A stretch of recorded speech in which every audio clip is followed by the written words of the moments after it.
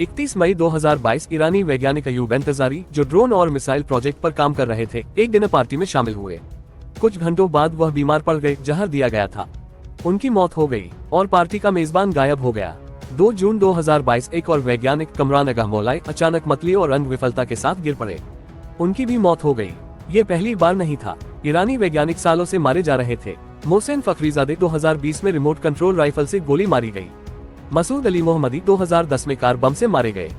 और भी कभी स्नाइपर फायर, कभी चुंबकीय बम और अब जहर से। ये सब कर कौन रहा था? ईरान को पता था, इजराइल की मोसाद। लेकिन क्यों? इसके लिए हमें 1979 में लौटना होगा। ईरानी क्रांति ने अमेरिका समर्थित शाह को सत्ता से हटा दिया। आयतुल्लाह खुमैनी सत्ता में आए, इजराइल को कैंसर जैसी बीमारी कहा और सभी संबंध तोड़ दिए। जो पहले सहयोगी थे अब दुश्मन बन चुके थे। ईरान ने इजराइल से लड़ने के लिए हिजबुल्लाह और हमास जैसे गुटों को समर्थन देना शुरू कर दिया और जवाब में इजराइल ने छाया युद्ध शुरू कर दिया, एक वैज्ञानिक को एक बार में। जून 2010 इजराइल और अमेरिका ने मिलकर स्टक्सनेट साइबर अटैक किया, जिससे ईरान के परमाणु सेंट्रीफ्यूज बर्बाद हो गए।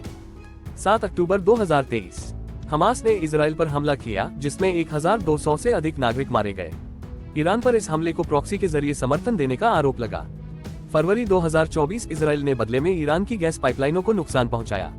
1 अप्रैल 2024 इजराइल ने दमिश्क स्थित ईरानी कॉन्सुलेट पर हमला किया। 16 लोग मारे गए, जिनमें IRGC जनरल और परमाणु वैज्ञानिक शामिल थे। 13 अप्रैल 2024 ईरान ने 300 से अधिक मिसाइलें और ड्रोन इजराइल पर दागे। अधिकांश को इंटरसेप्ट कर लिया गया, लेकिन अब ये स्पष्ट था, ये युद्ध अब गुप्त नहीं रहा। 31 जुलाई 2024 इजराइल ने हसन नसरल्लाह और एक शीर्ष IRGC जनरल की हत्या कर दी। ईरान ने पलटवार किया। 1 अक्टूबर 2024 ईरान ने इजराइल पर 200 बैलिस्टिक मिसाइलें दागी। नाम था ऑपरेशन ट्रू प्रॉमिस 2। पूरा मध्य पूर्व अब जल रहा है। अब ये कोई गुप्त युद्ध नहीं है, ये एक खुला संघर्ष है दुनिया के सामने। अप्रैल 2025 ईरान एक कथित मोसाद जासूस को फांसी देता है। 13 जून 2025 इजराइल का अब तक का सबसे बड़ा हवाई हमला शुरू होता है। 200 फाइटर जेट्स, 100 ठिकाने, नतान्स, इस्फहान, तेहरान, सब कुछ निशाने पर। महत्वपूर्ण ईरानी अधिकारी मारे गए। IRGC कमांडर हुसैन सलामी, जनरल बाघेरी, वैज्ञानिक अब्बासी और मेहदी तेहरानची।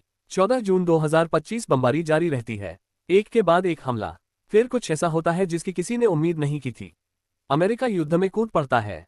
डोनाल्ड ट्रंप के आदेश पर भी 2 बॉम्बर्स और टोमाहॉक मिसाइलें ईरान के फोर्डो, नटान्स और एस्फहान परमाणु ठिकानों पर हमला करती हैं। अब अमेरिका और इजराइल एक साथ लड़ रहे हैं और अभी के लिए दुनिया थम गई है। सबकी नजरें एक ही जगह टिकी हैं, तेहरान।